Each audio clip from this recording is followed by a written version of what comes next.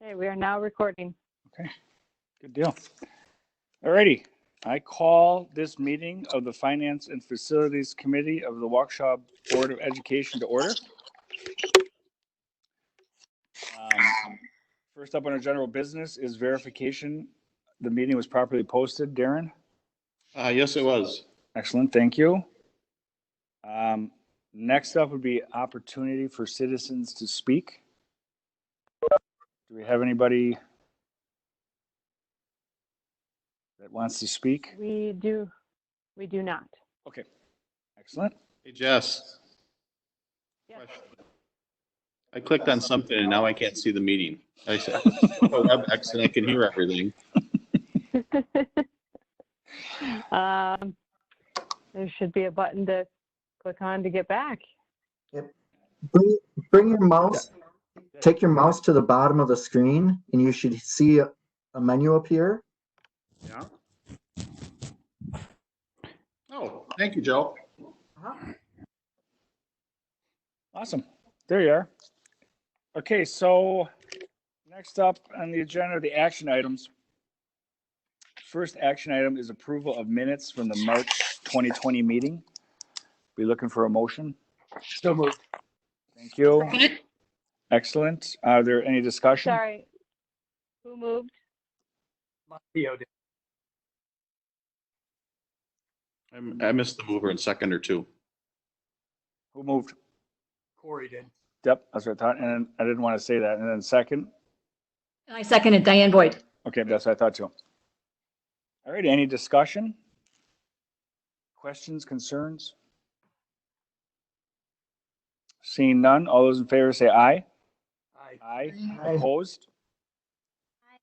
Okay. 5-0, Darren. Next up would be the approval of vouchers. Do we have any questions? No, and if you sent them really close to the meeting, Sherry went home ill today, so I don't have them either, so I'm not aware of any voucher questions. Okay. Does anybody have anything that they want to ask? I do not. Okay. So I'll be looking for a motion to approve the vouchers as presented. Oh, Mr. Como, I move to approve the vouchers as presented. second. I'll second. Actually, Corey seconds. No more discussion. Any discussion? All those in favor say aye. Aye. Aye. Opposed? Excellent.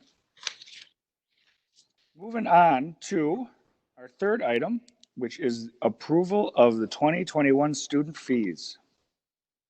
Yeah, this item we have on the agenda every year at this time for board policy. The F&F committee is asked to review student fees.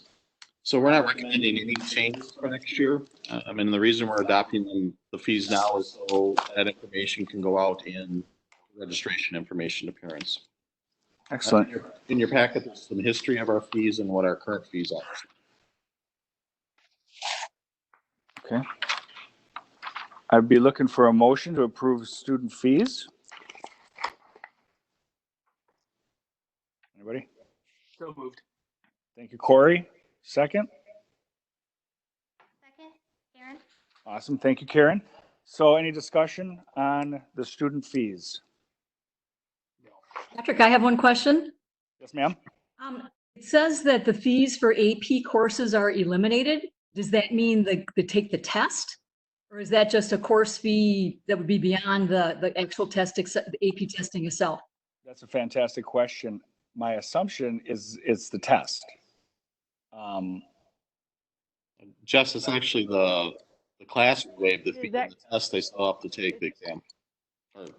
Correct. Do they still have to pay for it? Yeah. Oh, so what fees then, I guess, is there fees for AP courses? No, that's Used to be. There used to be, but we waived them, or the board has eliminated them over time. Okay. So was that like what was the fee, like for materials or?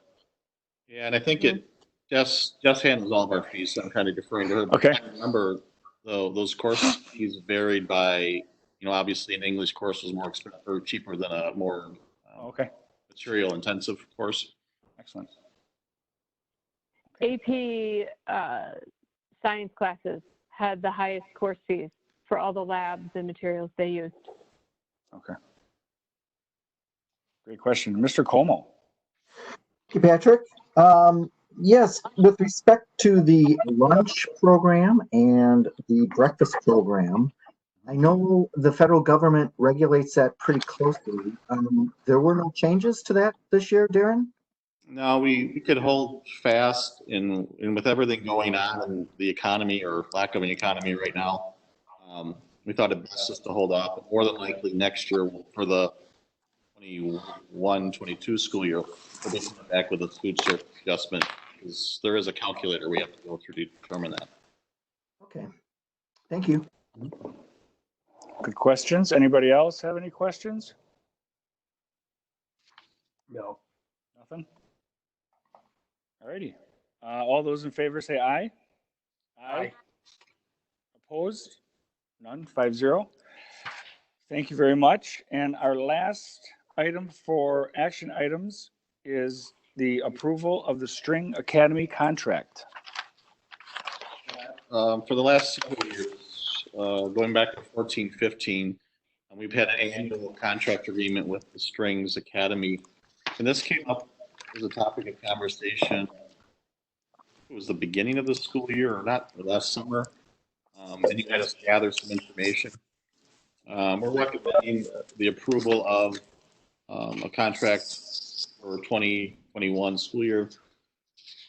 And we've also included some of the participation numbers. You can tell on the back of your executive statement that participation continues to drop. I don't know if we get to a point where it's so low that we don't offer the service anymore or funding or not, but otherwise it's status quo moving forward. One thing that's not in the contract that I think is good is it's not specific because it's been at Butler, but with everything going on, we've had to, more than likely we'll have to next year find a new home for it.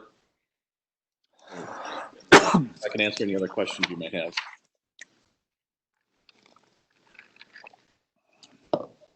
Mrs. Voigt?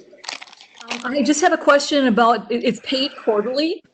Since school is not in session now, except remotely for this last quarter, would that be like a non-cost then for this year's final quarter? Yeah, the payments are paid for service. So if there's no services being provided, we wouldn't pay. There's no specific shutdown language in here, but I think it's presumed. I do know they have been having some classes via Zoom or WebEx. Oh. I don't know how that affects us. That'll have to be a follow-up conversation with them. Could I ask a quick question? You sure can. I'm getting a lot of feedback. I think maybe if people don't have earbuds, could they just mute their mic until they're talking? It just makes it hard to hear. Mm-hmm. I think part of the issue is Darren and Patrick in the same room is causing some of that too. So if you want to just mute each other, maybe, when you're not speaking, that would be awesome. I think we're just going to blame Darren on that. I'm not going to get lumped in. I think that's what Corey was inferring when he said no earbuds. I thought being 25 feet apart would be enough, but It would be better to be 525 feet apart at this point. We wish you were in here, Steve. We wish you were here with us at the boardroom. Alrighty, so I'll be looking for a motion if we don't have any other questions. Actually, we're going to ask questions after the motion because that's really when we're supposed to be. So we're looking for a motion?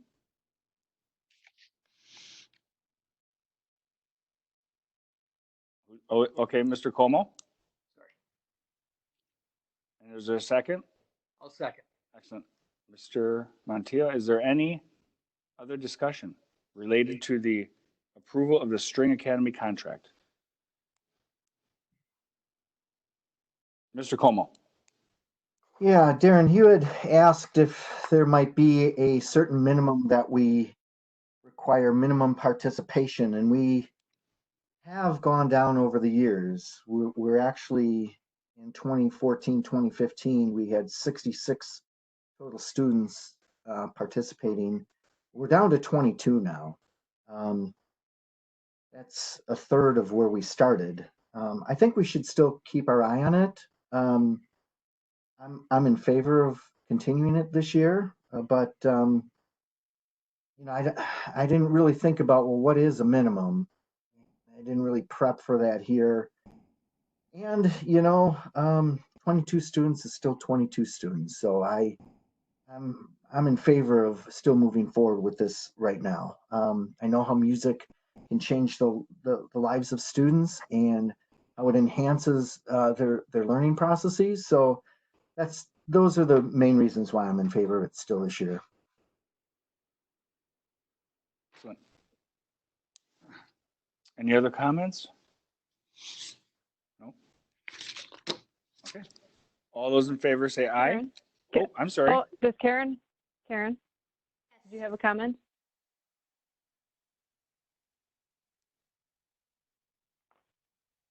I do. Okay.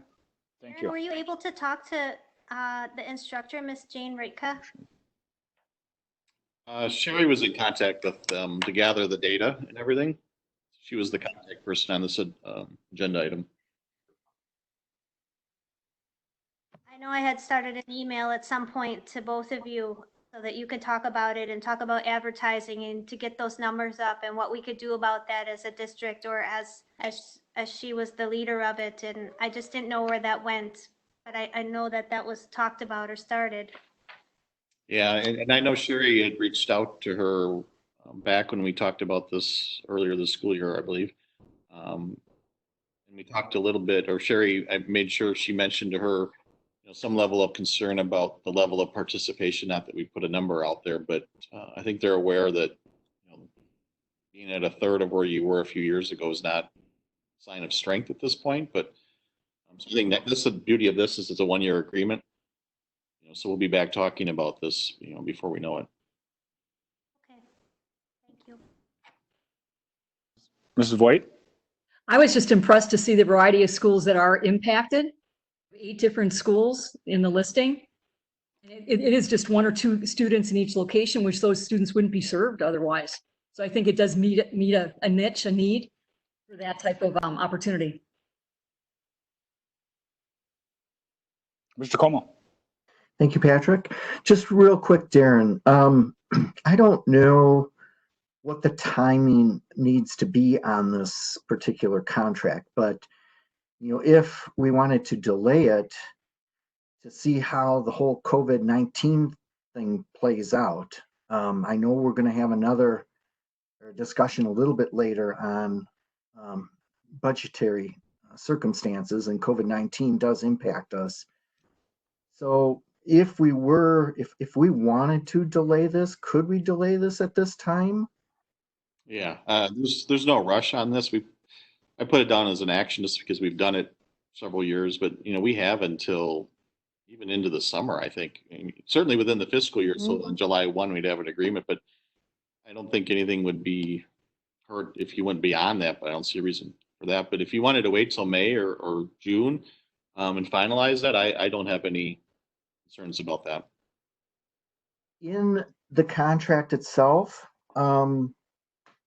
let's say we passed it tonight. Let's say we just took a vote and we passed it tonight. Would we have the ability to come back and let's say it was just not looking good from a budgetary perspective, in June or July? Could we essentially terminate this contract for any reason?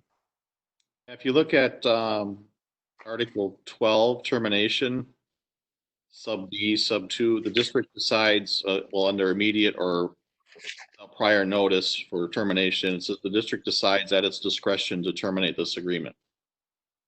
Okay. So it's a district friendly contract in that regard. Okay, so knowing that, I think I would still like to keep the motion on the table as is. Darren, this is 180, correct? Yes. So I mean, even if there was something going on, it's not like we could put those dollars into operations if we needed to. It's kind of a.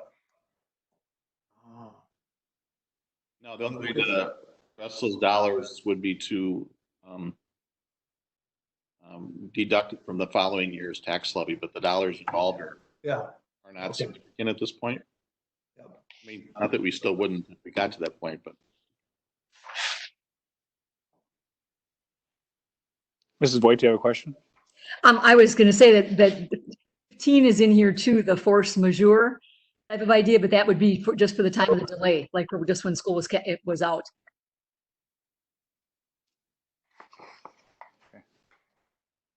Alrighty, so is everybody good voting on it? We don't want it tabled, correct? Okay. Alrighty, any other questions, comments regarding the String Academy contract? No. No. Okay. Alrighty. All those in favor say aye. Aye. Aye. Opposed? None. 5-0. Excellent. Thank you very much. And that concludes our action items. Next on the agenda is the discussion information items. First one up is 2019-20 monthly budget report. yeah, and Sherry's not here, so maybe I'll cut it a little shorter. Everything's in line. Obviously, there's a lot of uncertainty now, and normally by the month of March, April, we have a pretty good idea where we're going to end up the year. But with the shutdown and everything going on, there's certainly going to be a little more variance than what we've seen historically. So if there's any questions on the reports that Sherry ran, I can certainly try to answer those, but otherwise I thought her summary covered where we are budget-wise. One thing that I guess this agenda item kind of rolls into the next one is how does all this fit together in terms of the closure of the schools, federal stimulus, potential budget repairability. On the last page of the second to last page of this packet, kind of went down three of the more significant issues that were either have addressed and are continuing to evaluate, or it's something that we still have to find out more information on or make decisions on. The first one was the furlough of the teacher aides.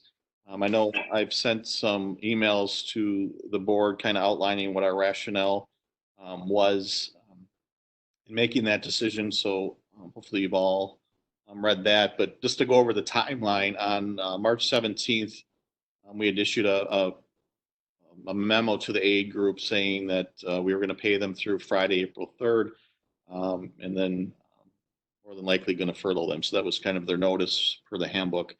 On April 2nd, the notice of furlough was sent out. I provided a copy of that in the packet so you can see the letter. I'd also emailed that. And it walks them through the timing of the furlough, obviously, and gives them the necessary information to file for unemployment. But then it had on the just page 27 of your packet, during this time of furlough, we kind of walked them through the steps they needed to take, and we've been answering the questions we have gotten, and quite honestly, it hasn't been as many as I had anticipated. They were still, even though they were furloughed on the first couple of days of April, they still receive a full paycheck from us on the 15th, and then a much smaller check on the 30th, just to kind of clean up if they worked April 1st, 2nd, or that first half week in April. Our understanding, and anything tied to the federal stimulus, if I showed you 10 experts that said one thing, I can find 10 experts that say the exact opposite. So we needed to make a decision on that furlough call, and we believe that if the federal stimulus is what we think it is, even at this point in time, that the aides were going to be made financially whole, and in some cases maybe even make more money on being furloughed than their active pay.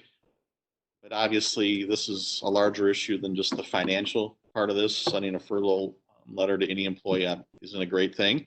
And there's certainly an impact in terms of probably trust and questions as to whether it was the right decision. So we continue to think that the unemployment is the best route, but the furlough notice was only till the end of April, following the governor's second emergency closure. Now it's more open-ended. But I think this is something that as the federal stimulus rules are actually written, everyone's commenting on what they think they meant in the legislation. It's all the departments that write the actual rules that are implemented, and they haven't been written. There's no way there's an expert out there that knows anything. So if things would change in terms of whether we feel we should bring them back or not, that was the reason why we only did it through August. We told them we would follow up with additional information. And everything's pretty fluid right now, so we still think we made the right call. Not a great call or a perfect call, but I think given the choices we had, the right call. And then with that comes potential cost savings or cost avoidance. We're not paying them, so they're on unemployment, they're still getting paid.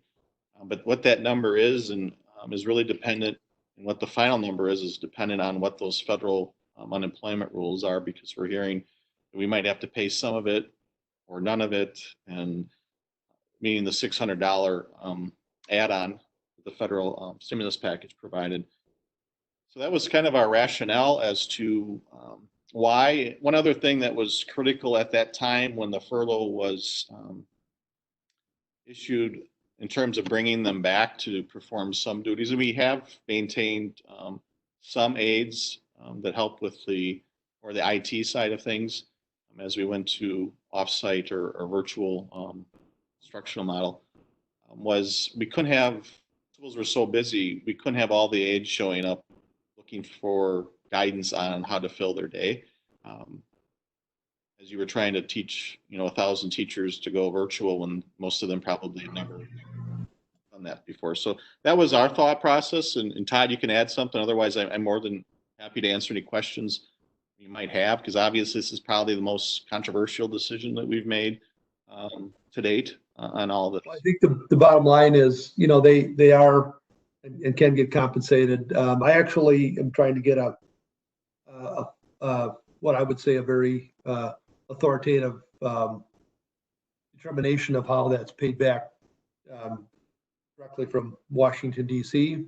I hope to have an answer by tonight, early tomorrow morning. But I think the preliminary, from what I'm hearing, is that money will not have to be paid back by the district. With that being said, we've seen the legislature already looking at ways to cut budgets across the board, not the school districts, but everyone's. And, you can guarantee there will be some kind of budget repair bill this summer, and school districts being the biggest chunk of the money out there would end up taking quite a hit. Now, the other piece of that is there supposedly are some federal funds out there.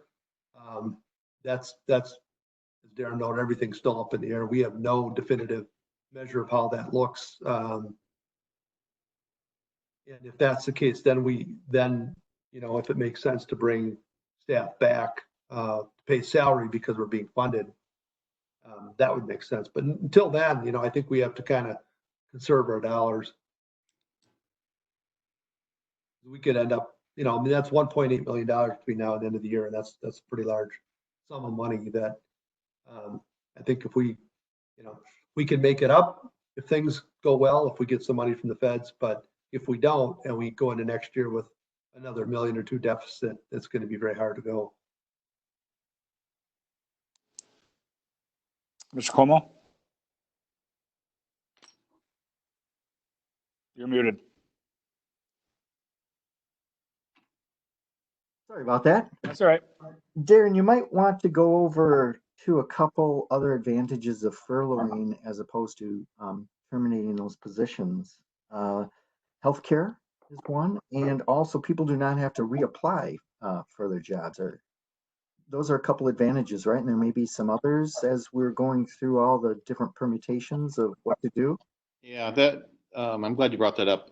Included in the email we sent out when the notices went out, but we are covering when it was on the health plan as of the furlough date. We're covering the health insurance up till August 31st or until they're called back, whichever come first. So we're covering both the district's portion and the employee portion of the health premium. And we've we purposely used the word furlough because the difference between furlough and unemployed is when you're furloughed, you still have a employee-employer relationship. It's just a reduction in hours.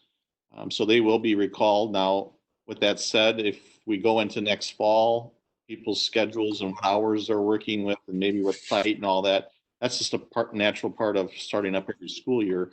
But it is important to note that they will not have to reapply on a mass basis, unless they're pursuing other positions or things like that. And I appreciate you sharing that with us.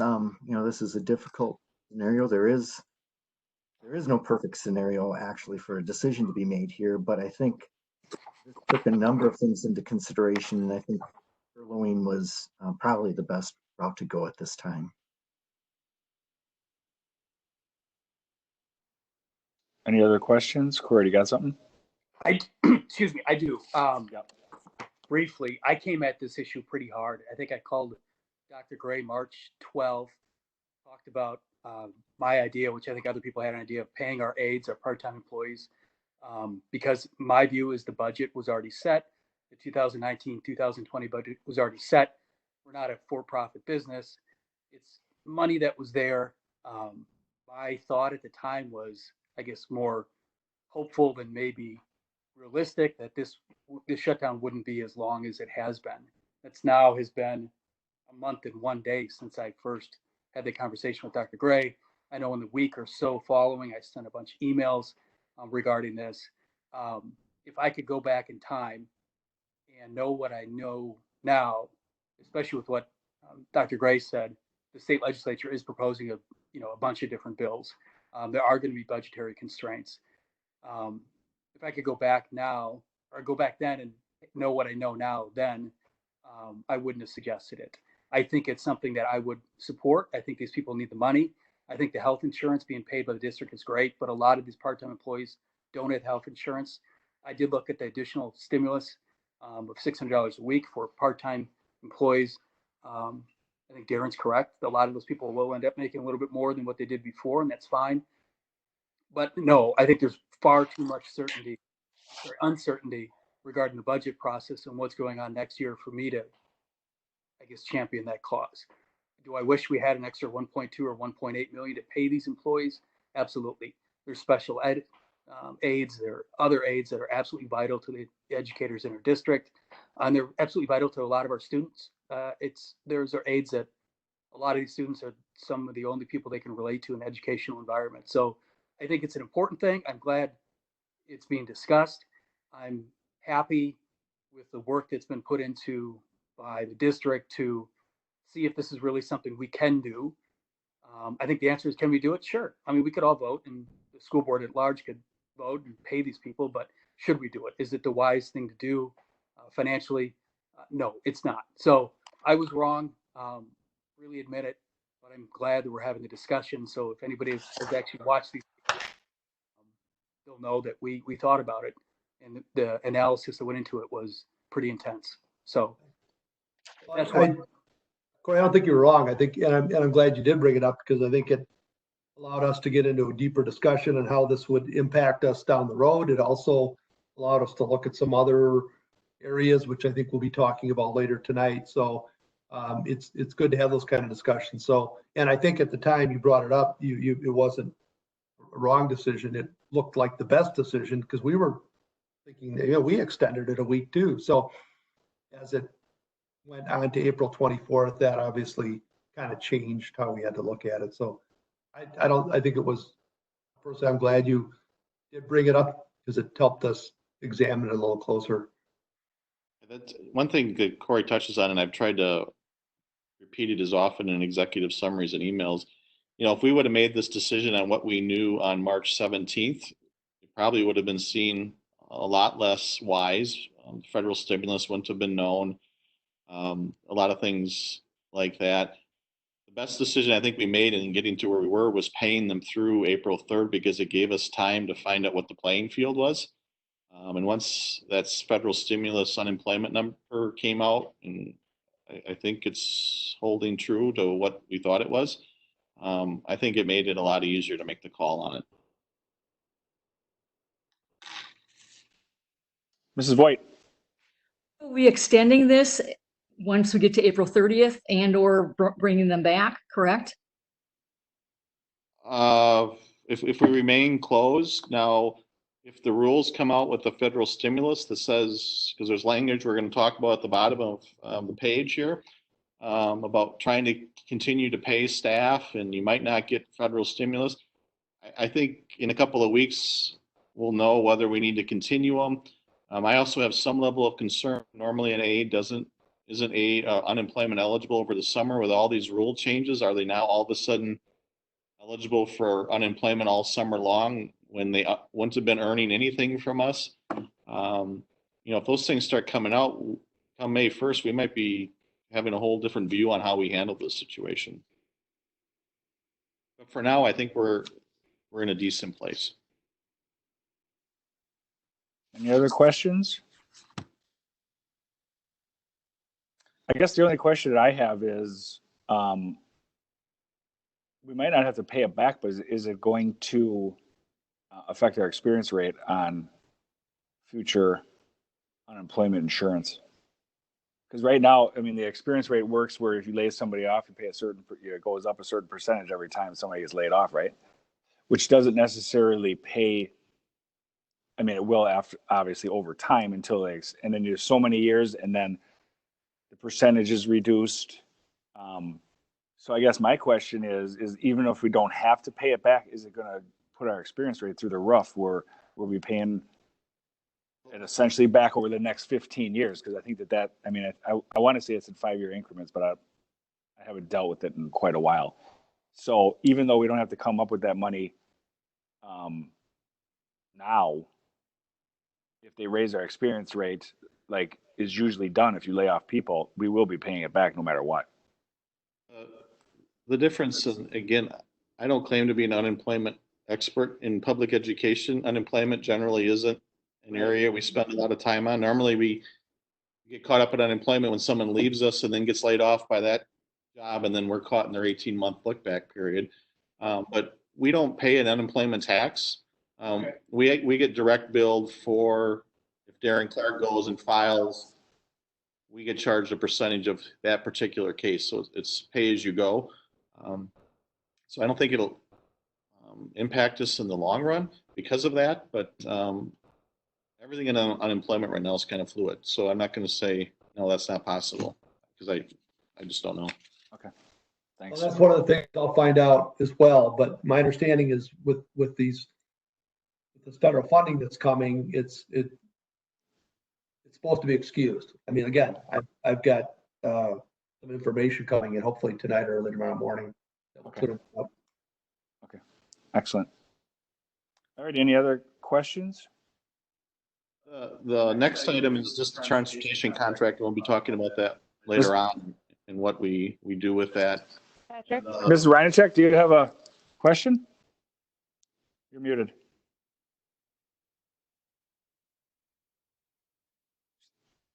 To unmute myself. There you go. Hear me now? Yes. It's not a question, it's a comment. Okay. I've heard from some people that just really felt unappreciated and just kind of tossed aside. And I just wanted to say I'm trying to collect unemployment from my full-time job, and it's not like, oh, the check just comes in the mail. I've yet to see one. Obviously, the stimulus hasn't come, so there's no income on that part. And I think that they just need to know that we are empathetic and we are very sorry, and it's not a light discussion. Oh, they're fine. They're going to be fine with X, Y, and Z. They don't have the money, and they might not have the money in hand yet, and they're still feeling pretty poor right now. So I just wanted to throw that out there that we empathize with them and that this isn't an easy decision. So yeah, I mean, the finance committees were talking about it through that lens, but it wasn't. Laying off 300 aides is not an easy call. You're principals don't want it to happen. We don't want it in central office. But ultimately, a decision needed to be made. So hopefully, reassurances are coming back whenever that is. Help rebuild that bridge.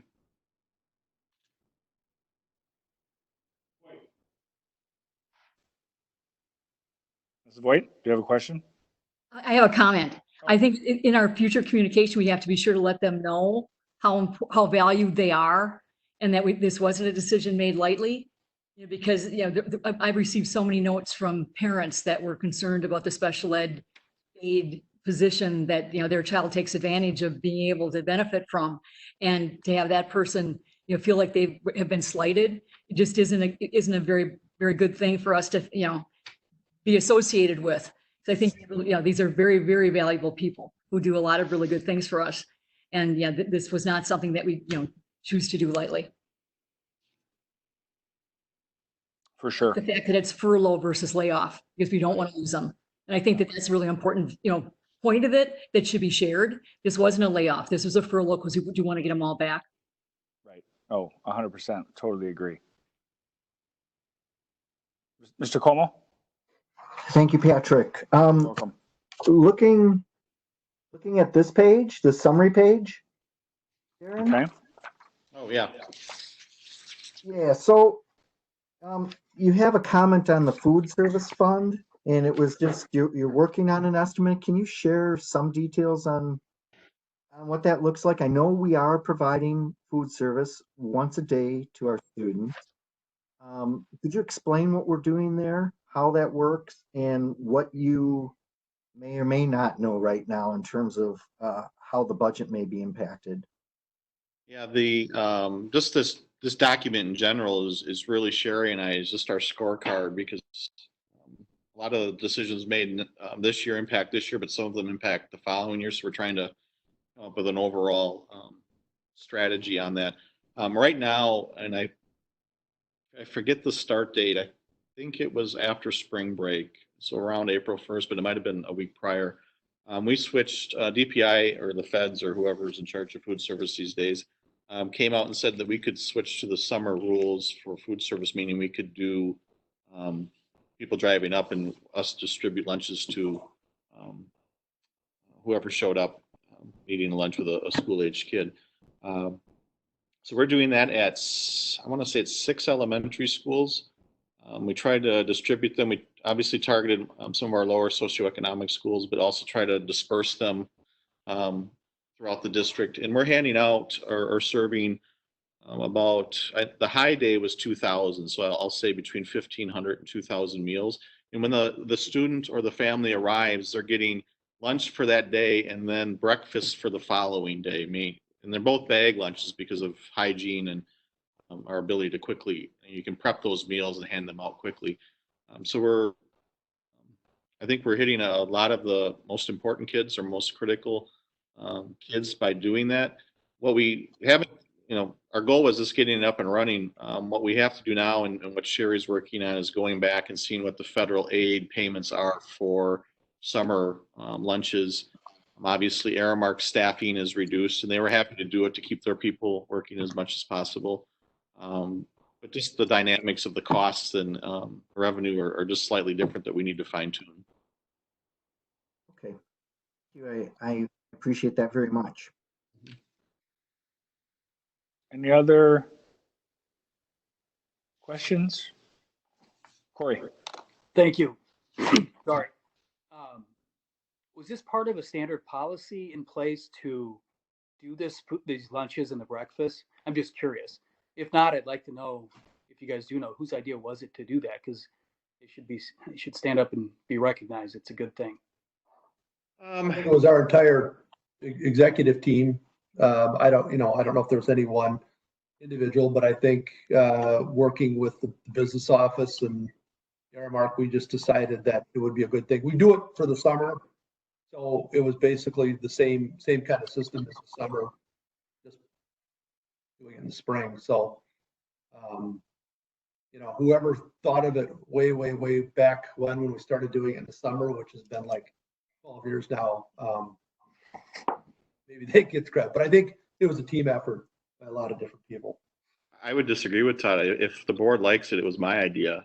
And Yeah, sorry, Darren. Okay. really was, luckily we do it like Todd said, we do it all summer. So it was it's a process we go through anyways. And Aramark wanted, they had some saying because they wanted to keep their staff working and provide meals. And obviously we wanted to continue to provide as many meals as possible as well. Good work.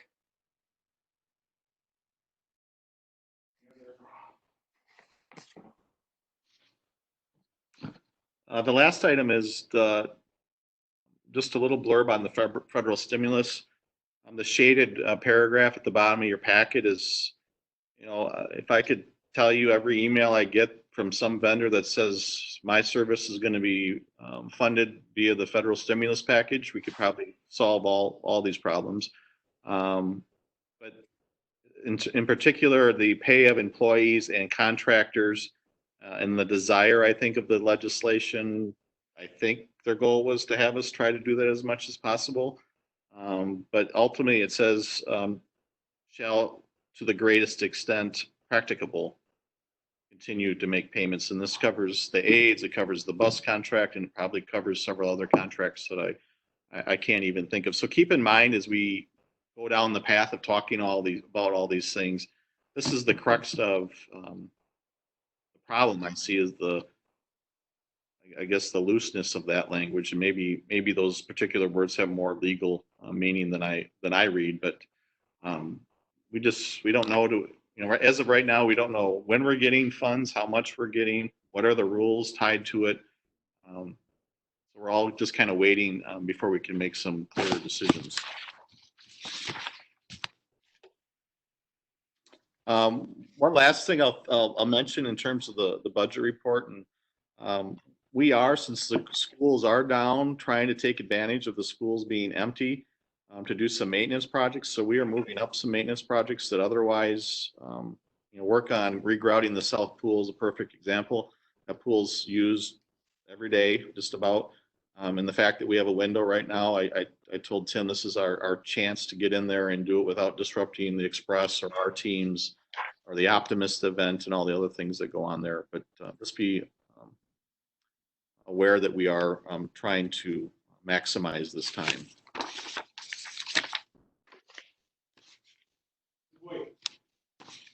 I have a question in regard to energy savings. There lists the transfer, and I'm guessing that was back to the $14,000 that was the Blue Edge Energy from in January, the 2-month period there that you reported on. Mm-hmm. But what, in terms of energy savings, I'm guessing with the schools closed down, there's got to be considerable saving there compared to having air conditioning running and things like that. I would think we haven't gotten to that point of really determining that. I know I think there is savings there without a doubt. Just shutting down the south pool will generate savings in and of itself. We're also redoing the water heaters at West, so that'll be down.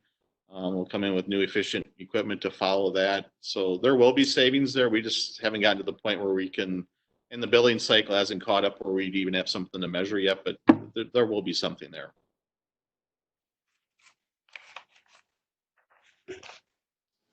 Any other questions for Darren? No. Okay. Is that covering A and B? Just the budget development part, just quickly. Yeah. I shared a memo because, as Todd mentioned earlier, worries or rumors of a budget repair bill on the state level are becoming more heard.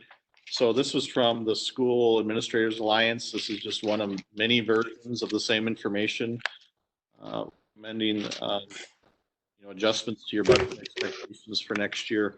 My plan right now is to proceed with the development of a budget based on current legislation. I think it's important that we look at gathering financial resources, because between a budget repair bill and the stimulus, we don't know when we're going to get the stimulus and what we're going to get. I think we use whatever extra we have this year and we apply it to next year's new shortfall to go forward. So it's interesting. I was talking to Sherry the other day, and I said, I can better picture where we're going to be June 2021 than I can the path to get there. And we're really looking at about an 18-month calendar now, budget year, because any savings we have this year will look great at the end of on our financial statements. We'll be facing a shortfall the following year. And if you look at it in chopped up pieces like that, it isn't telling the whole story of what we're more than likely looking at. So I shared the memo just so you're aware of that. I'm not one to race off and run all different kinds of scenarios because none of them end up being right. But I think you should be aware of the conversation. Come on. Thank you, Patrick. Darren, who is in the School Administrators Alliance? Is it, I believe it's all the, Todd, correct me if I'm wrong, I believe it's WSB, the School Business Official Group, an administrator, maybe See, I WASP. don't know. I don't think WASB's part of that. It's WASDA, WASBO, the personnel group, and then I think the OSA, which is the principals group, and then special ed administrators group. Those are the ones primarily. so it's a, WASB, I think, has their own lobbyist and those kind of things. okay. So it's a broad reach of administrators. Very broad. Yep. Okay. In their memo, there were a couple questions I have. One, they were talking about summer school and how that could potentially be impacted. Are we still planning on holding summer school at this time? We're hoping to at this time, but we're ready to make the call either way. And would we be able to hold it? So when you say call either way, either yes or no, would we be able to hold it virtually if necessary? We're investigating that. I think the funding rules are slightly different, but I know Jody's T&L's talking with DPI about whether we can and what does that mean? Because obviously that's a big part of our plan. We've increased the participation quite a bit over the years. We have 130, the equivalent of 134 full-time students in summer school, and in 2016 it was only 90. So it would be a big hit. And then there's the aid side of the hit that we would get by not being able to count those pupils as well. So it'll be interesting to see if the state, because everyone would be in the same boat at that point, where we all lose all those ADM, full-time equivalents. Okay. See how they handle that. Another point that they point out is they're talking about short-term cash borrows, and we've been fortunate that we haven't had to have those in the last few years.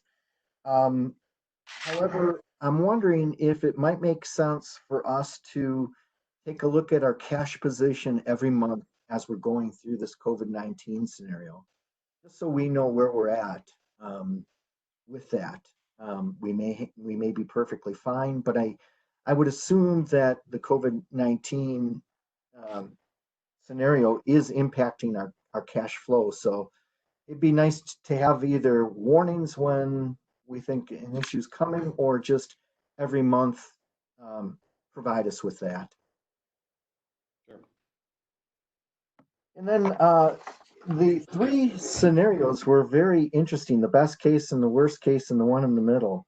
I mean, that's a huge swing. I mean, they're not even close. That's a huge dollar amount difference. So one of the things really that they're emphasizing here is patience and caution, and thinking through things, and things continue to change. And I think we've been doing as best as we can. But you know, it was some decent advice, but not much specificity to it. So, but I appreciated you sharing this with us. I think it was worthwhile to give us that big picture of how wide of a range of circumstances, or how big of a difference it could be between best case and worst case. It's significant. Mm-hmm. Okay, any other comments? Questions? No? Alrighty. Does that cover A and B, Darren? Yes. Okay, so moving on to our third discussion information item would be the building project update. Yeah, just a quick, this is the latest executive summary, and I believe I emailed it out to the board, and it's on our website. But so you'll feel free to take a look at that. But the main reason for the agenda item is to let you know we are proceeding with construction. With the schools vacant, we're actually trying to push work up as far as we can. There is a cost savings in doing that, in theory, unless we find some things that offset that, of course. So everything's here. Findorf, in terms of the coronavirus and everything, they have, we review their protocols that they're asking them and their subcontractors to follow. We have made some arrangements for our staff and those construction sites to, you know, because obviously there's more people on site, more people we don't necessarily know. So we're offering them, you know, different shifts or different locations if they have a concern there. But, you know, the next big step in terms of the construction projects that's different than what we've talked about, or at least potentially, is if they come out and say, you know what, you're not coming back into school this year. And then we can really start planning, because now it's, you know, April 23rd, and then it's May whatever, and now it's indefinite. Once we know, we can start planning thoroughly on these projects. I mean, if there is a scenario where we don't come back to school with on-site instruction, the construction schedule could change pretty significantly from what we've talked about in the past. All right, any questions about the building update?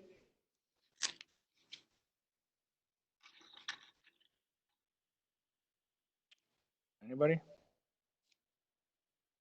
Nobody? Okay, excellent. Thank you very much, Mr. Clark.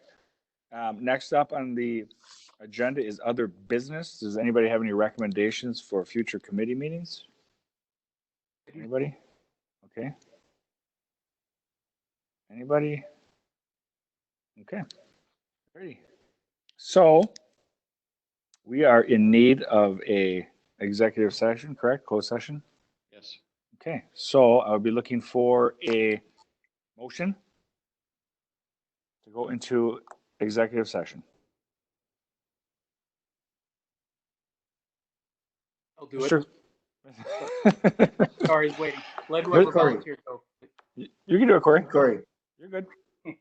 Sorry about that. No, that's all right. I move to adjourn to executive session pursuant to WSStat section 19.85 sub 1 sub E for deliberating or negotiating the purchasing of public properties, the investing of public funds, or conducting other specified public business whenever competitive or bargaining reasons require a closed session. Is there a second? I second. Thank you. Roll call vote on Ms. Reinercheck, Aye. Mr. McCaffrey, aye. Mr. Como, Aye. Mr. Matteo, Aye. and Ms. Voigt. Aye. Okay, so we have to hit that other link, right? Jess, you want to walk us through what we need to do? Yes, everybody needs to leave this meeting and use the second link for the closed session.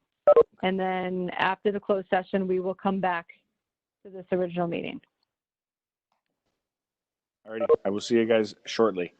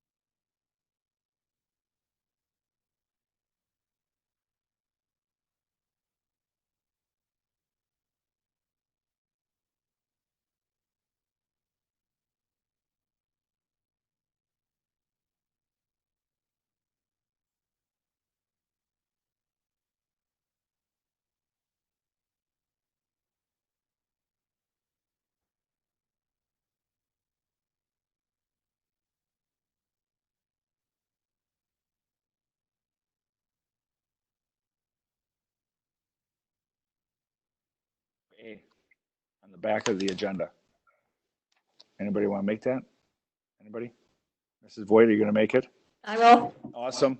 All right, I move that we accept the offer to purchase the property located at 313 Maple Avenue, tax key number WAKC 1308424 as presented. Excellent. Is there a second? I'll second. Excellent. Thank you, Corey. Is that a roll call vote to the property? Okay. Mr. Como? Did you respond, Mr. Como? You're muted, Joe.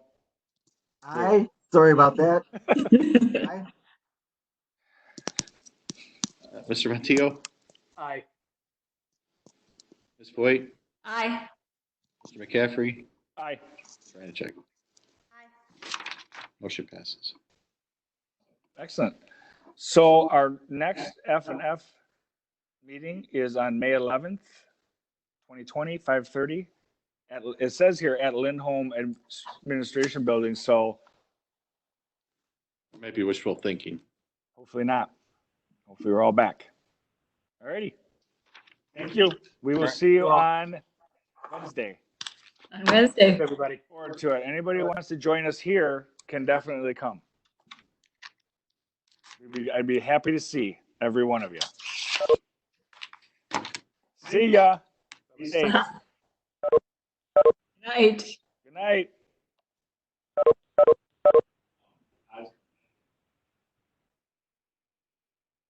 Okay, Jess, you're gonna hit the end record button.